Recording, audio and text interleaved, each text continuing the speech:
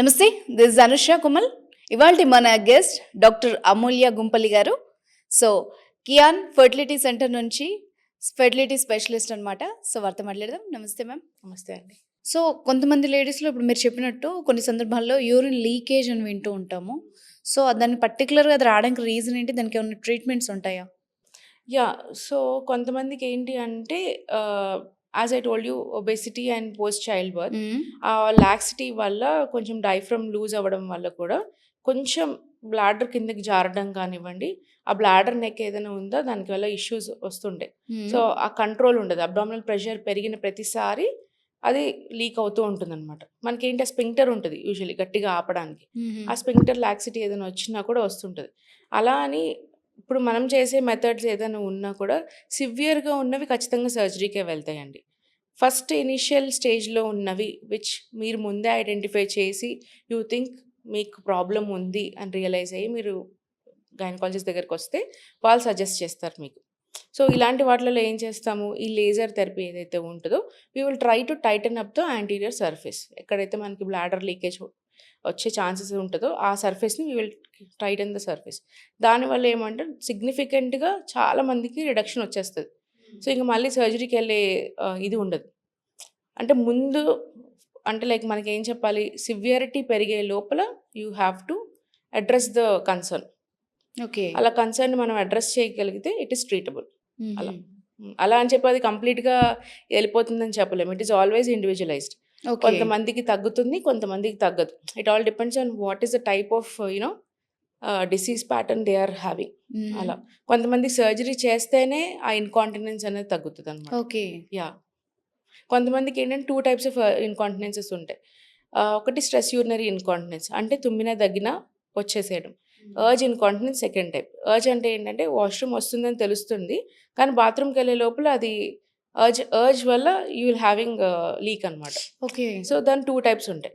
So stress urinary incontinence can be managed. Okay. మిక్స్డ్గా ఉండి we need to understand what is the type of incontinence they are having. So it is always individualised.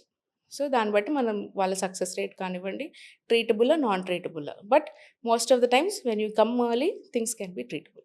Okay ma'am. ఇప్పుడు చాలామంది egg freezing ఇలాంటి methods follow అవుతున్నారు.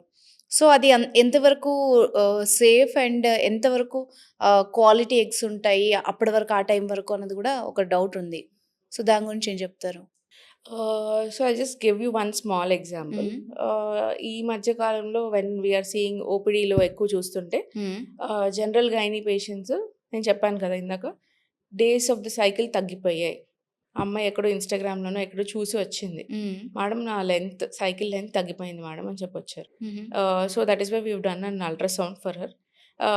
Ultrasound చేసినప్పుడు మనకు కనిపించింది ఏంటి అంటే, ఒక 26 years ఓల్డ్ అమ్మాయికి we will expect eggs to be 8 to 10 per ovary అనుకుందాం, ఆ సైకిల్కి సెలెక్ట్ అయినవి. ఓకే, అవి ఉండాల్సింది ఆ అమ్మాయికి 3, 2 అలా ఉన్నాయి. సో దాన్ని యాంట్రల్ ఫాలిక్యులర్ కౌంట్ అంటాం అనమాట అల్ట్రాసౌండ్లో చూసేదాన్ని. సో దాన్ని కోరిలేట్ చేసుకొని ఎందుకు ఈ అమ్మాయికి ఇంత తక్కువ ఉంది, అది ఒక 40 years వాళ్ళకి ఎంత ఉండాలో ఒక 26 year ఓల్డ్ అమ్మాయికి అలా ఉన్నాయి. సో అలా ఉన్నప్పుడు మనం ఒక టెస్ట్ చేపిస్తాం, ఏఎంహెచ్ అని టెస్ట్. ఏఎంహెచ్ చేపిస్తే 0.8 వచ్చింది. ఓకే, 0.8 అలా వచ్చింది. సో 0.8 ఉన్నప్పుడు మనం నార్మల్గా 35, 32 ఉన్న వాళ్ళకి డైరెక్ట్గా ఐవీఎఫ్కి వెళ్ళిపోండి అని చెప్తాం. When she is an unmarried girl with 0.8 AMH మనం ఏం చెప్తాము, నువ్వు త్వరగా పెళ్లి చేసుకోరా, త్వరగా పిల్లలు కను అని చెప్తాం. కానీ హౌ ఎంత ఫాస్ట్గా ఇట్ ఈస్ ఫీజిబుల్ అంటారు? She still career oriented, she like climbing her ladder. తనేమో నాకు ఒక 2 years వరకు ప్లాన్ లేదు మేడం, నేను ఇంకా just in my starting phase of my career, నేను ఒక మేనేజర్ పోస్ట్కి వెళ్ళాకనే I will try to get married. అలాంటప్పుడు what we suggested her is to go for egg freeze. So ఈ ఎగ్ ఫ్రీజింగ్కి వెళ్ళడం వల్ల ఏంటి, now your 26, your AMH is లో.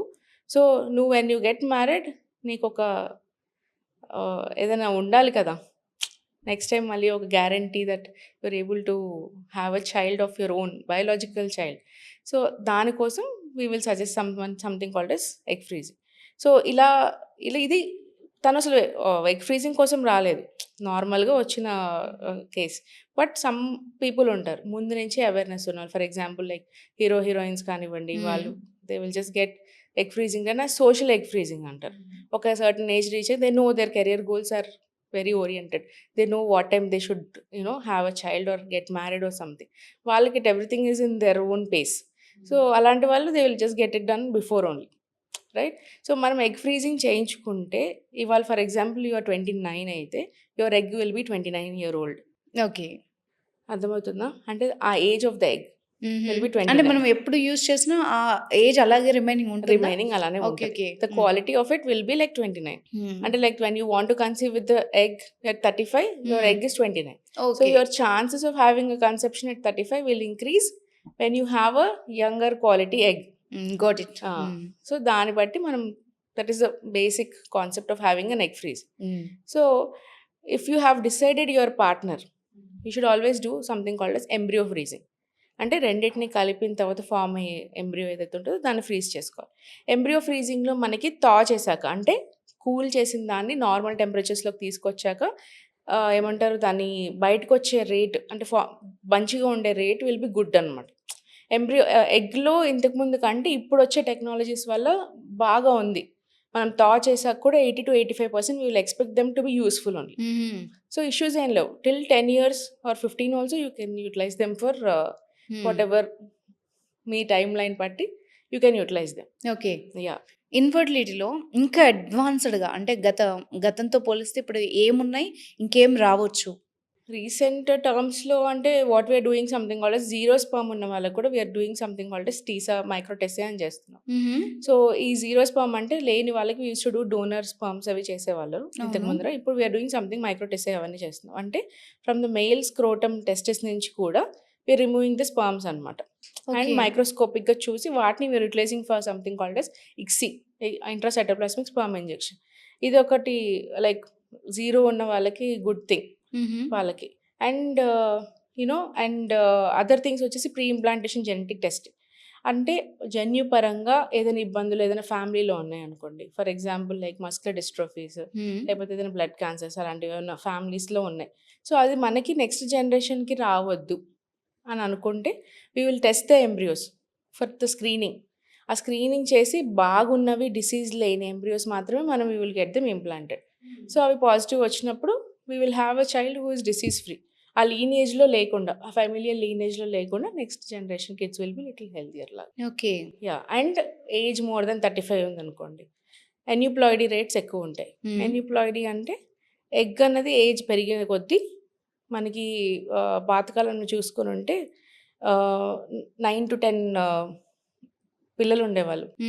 అవును. దాంట్లో గ్రూప్ ఫోటోలో ఎప్పుడైనా చూస్తే most of the times the last child will be little retarded అలా ఉంటుంది కొంతమంది ఫ్యామిలీస్లో. ఒక 9th చైల్డ్ 10th చైల్డ్ అలాగా రిటార్డెడో లేకపోతే ఇది must have had some issues ఏదైనా ఉంటుంది. ఎందుకంటారు అది? బికాస్ రీజన్ ఏంటి? Egg quality. Okay. Mother early like 19s అప్పుడు పెళ్ళి అవుతుంది. ఎర్లీ 20s అంతా ఫస్ట్ గ్రూప్ ఆఫ్ చిల్డ్రన్. లాస్ట్కి వచ్చరికి ఒక 2 years గ్యాప్ వేసుకున్న after 30 she must have conceived or end of 20s, late 20sలో she must have had her last child. అంటే ఏజ్, మదర్ ఏజ్ అంత ఇంపార్టెంట్. ఓకే. ఎగ్ ఏజ్ అంత important. So దానివల్ల కూడా మన యొక్క జెనెటిక్ ఇది ఒకవేళ క్రోమోజోమల్ అబ్నార్మాలిటీస్ ఏదైనా వచ్చినా చాలా కామన్గా వస్తుంటాయి. సో అవి ప్రివెంట్ చేయడానికి మోర్ దెన్ 35 ఉంటే we will do something called PGT. అంటే ఎంబ్రియోని టెస్ట్ చేస్తాం, సెల్స్ పంపిస్తాం బయటికి. సెల్స్ పంపించి we will just understand okay chromosomally normal ఉందా లేదా. అదే వేరే కంట్రీస్లో అనుకోండి మనకి అది ఏ జెండరో చెప్పేస్తారు ఆ టెస్టింగ్ వల్ల. బట్ ఇండియన్ సినారియోలో ఇట్ ఈస్ ప్రొహిబిటెడ్ కాబట్టి వీ విల్ జస్ట్ అండర్స్టాండ్ అది యూప్లాయిడా ఎన్యూప్లాయిడా మొజాయిక్ అని రిపోర్ట్ వస్తుంది. అంటే క్రోమోజోమ్స్ 2 క్రోమోజోమ్స్ కరెక్ట్గా ఉన్నాయా అబ్నార్మల్గా ఉన్నాయా. అబ్నార్మల్గా ఉన్నవి డిస్కార్డ్ చేసేస్తాం, నార్మల్ ఉన్నవి పెడతాం. సో పెట్టడం వల్ల ప్రెగ్నెన్సీ బాగుంటుంది, child will be normal. Okay. అలా. అండ్ ఈ IVF కానీ దీనికి కానీ వెళ్ళినప్పుడు ఎందుకు మనం అంతా ట్విన్సే పుడతారు చాలా మందికి? ఇదొక general doubt. Okay. So most of times ఏంటంటే మనము our bodies architecture to have 1 child only. So that is why అన్ని ఎగ్స్ నేను చెప్పాను కదా యాంట్రల్ ఫాలిక్యులర్ కౌంట్ అని. 8 to 10 ప్రతి మంత్ బయటకొస్తాయి. లైక్ ఫర్ ఎగ్జాంపుల్ ఒక క్లాస్ ఆఫ్ 100 స్టూడెంట్స్ ఉన్నారనుకోండి. ఓవరీ ఒక 100 స్టూడెంట్స్ క్లాస్ అనుకుందాం. సో, ఆ క్లాస్ ఆఫ్ 100లో only toppers or first benchers మాత్రమే ఫస్ట్ లైన్‌లో ఉంటారు. ఎంతమంది ఉంటారు? 3 రోస్ అంటే 9 మెంబర్స్.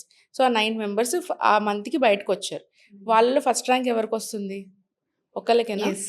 మిగతా వాళ్ళంతా సెకండ్ ర్యాంకర్సేనా?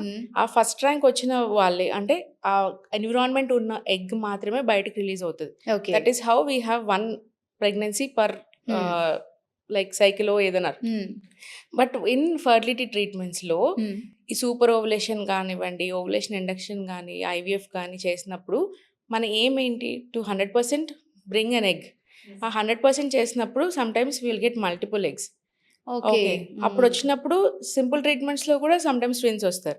అండ్ ఇన్ ఐవీఎఫ్ మనకి for example we get multiple embryos. But ఇండియాలో IVF is not covered under insurance. Right? It is payable from the pocket. And each time when you do an embryo transfer, it is going to cost you. Okay. Right? Post an IVF, embryo transfer is going to cost you. To improve the success rates and to lessen your burden on your pocket, we are doing something called as double embryo transfer. Okay. Two బేబీస్ని పెడతాం. Day 5 బ్లాస్టోసిస్ని 2 పెడతాం అనమాట. Double embryo transfer ఎందుకు చేస్తాం? ఒకటి stick అయినా ఇంకొకటి stick అవ్వకపోయినా అది positive rate will be better. Okay. అందుకని ఒకవేళ 2 స్టిక్ అయిపోయాయి అనుకోండి, it is going to go for twins. Because it is going to be an IVF pregnancy, no one will want to go for reduction. Okay. Right? Every one will want to carry the twins. Once for all it is done లాగా ఉంటుంది. ఎట్లా ఈ దెబ్బలు ధమాకా వచ్చినప్పుడు parents reaction ఎట్లా ఉంటది వాళ్ళది? They'll be very happy. Okay. వాళ్ళు అసలు ఫర్టిలిటీ క్లినిక్‌లో అసలు ఫస్ట్ డబుల్ ట్రాన్స్ఫర్ మోస్ట్ అడుగుతారు ఇంకా. ఓహ్! మేము ఆప్షన్ చెప్తాం. డబుల్ పెడితే 2 స్టిక్ అవుతే it is going to be a high risk pregnancy. Your pregnancy is going to be a high risk pregnancy. You should accept the fact. Okay. Single కావాలా? Double కావాలా? 2 consent అడిగి వాళ్ళు double చూస్ చేసి double పెడతాం. Okay. కానీ కొన్ని situations ఉంటాయి. వాళ్ళు అడిగినా మేము సింగిలే పెడతాం. లైక్ ఈ పీజీటీ చేసిన ఎంబ్రియోస్ కానివ్వండి, మదర్‌లో ఏదైనా ఇష్యూస్ ఉన్నాయి. Like health issues.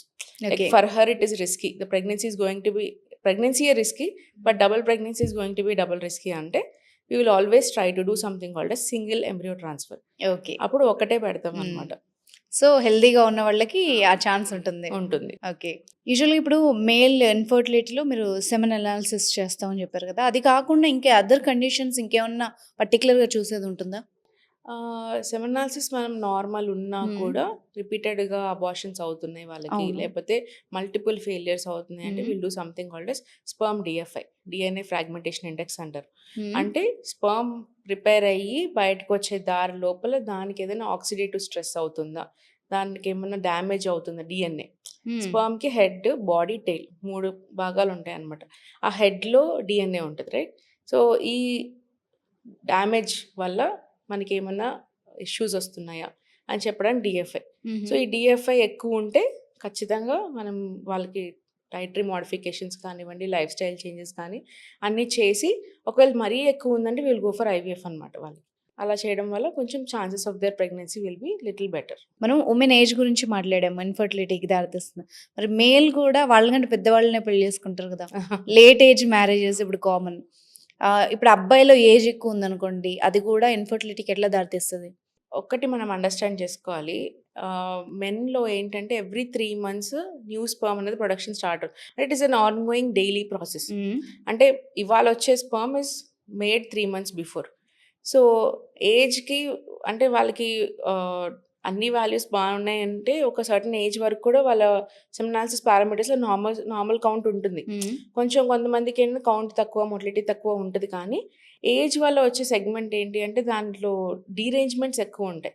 ఈ డిఎఫ్ఐ ఎక్కువ అవ్వనివ్వండి కానీ, లేకపోతే అబ్‌నార్మల్ స్పెర్మ్స్ అంటే నార్మల్ స్పెర్మ్స్ కంటే మార్ఫాలజీలో డిఫెక్టివ్‌గా అంటే లైక్ చూడ్డానికి 2 తలలు ఉన్నవి, టెయిల్ లేనివి అలాంటివి ఎక్కువ ఉంటాయి.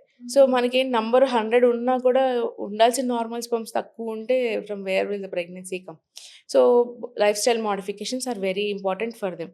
సో, 3 మంత్స్ ముందు నుంచే యాంటీ ఆక్సిడెంట్స్ పెట్టనివ్వడం గానీ, మెయిల్ ట్రీట్మెంట్‌లో యాంటీ ఆక్సిడెంట్స్ పెట్టడం, వాళ్ళకి ఏదైనా హ్యాబిట్స్ ఏదైనా ఉంటే కొంచెం రెడ్యూస్ చేసి తగ్గించేసేసి కంప్లీట్‌గా 3 months active lifestyle, eating healthy, active lifestyle, sleeping properly and వార్మ్‌గా షవర్స్ అవన్నీ ప్రివెంట్ చేసి కొంచెం కోల్డ్ బాత్స్ చేయడం ఓకే. అండ్ ల్యాప్టాప్ పెట్టుకోవడం అలా హీట్ ఇంక్రీజ్ చేసేవి. బికాస్ టెస్టిక్యులర్ టెంపరేచర్ నార్మలీ కొంచెం బయట ఉంటుంది బాడీ మీద నుంచి బయటికి. ఎందుకు? To maintain the temperatures because body is warm. Okay, మనం దాని మీద తీసుకెళ్ళి వార్మ్ సర్ఫేసెస్ మీద ఇంక్లూడ్ చేస్తే it is going to destroy or decrease the sperm health. Okay. So దాన్ని మనం లైఫ్ స్టైల్ మోడిఫికేషన్లో కొంచెం సెట్ చేసుకోవాలి. అవన్నీ చేయడం వల్ల కొద్దిగా ఇంప్రూవ్మెంట్స్ వస్తాయి.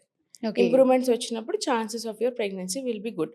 But if the derangements are very bad we will always want it to go for IVF.